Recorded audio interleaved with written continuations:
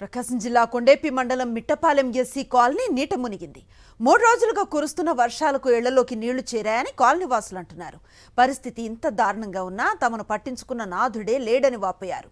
ఎంఆర్ఓకు ఎన్నిసార్లు ఫోన్ చేసినా స్పందించడం లేదంటున్నారు. చేసేది లేక నీళ్లు వెళ్లేందుకు తామే జేసీబీ ఏర్పాటు చేసుకుని కాలువ తీస్తుంటే స్థానిక టీడీపీ నేతలు అడ్డుకుంటున్నారని ఆవేదన వ్యక్తం చేస్తున్నారు.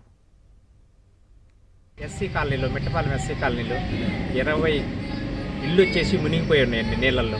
మోకాలు నీతులు ఇప్పటికి 3 రోజులైనా కూడా చూడండి, ఇప్పుడు కూడా మోకాలు నీతుల లోతులోనే ఉన్నాం. కానీ దీన్ని పట్టించుకునే వాళ్ళు ఎవరు లేరు స్వామి. 3 రోజుల నుంచి అధికారులకు చెప్తున్నాం. పొద్దున్నుంచి ఎంఆర్ఓకి 8 గంటల నుంచి ఫోన్ చేస్తున్నా కానీ పట్టించుకోలేదండి. సరే మేమే ఉదయాన్నే 6 గంటలకు జేసీబీ పెట్టి ఇటు పక్క తీస్తూ ఉంటే అక్కడ టీడీపీ వాళ్ళు మొత్తం ఇటు తీయడానికి లేదని చెప్పి అడ్డం తిరిగారు. అడ్డం తిరిగితే వాళ్ళకి అప్పుడు నేను పొద్దున్నుంచి అధికారులకు చెబితే ఇప్పటివరకు స్పందించలేదండి. స్పందించలేకపోతే ఇప్పుడు మాకు నీళ్ళు లేక పాపం అంతా 20 ఇల్లు అంతను మునిగిపోయి ఉన్నాయి స్వామి.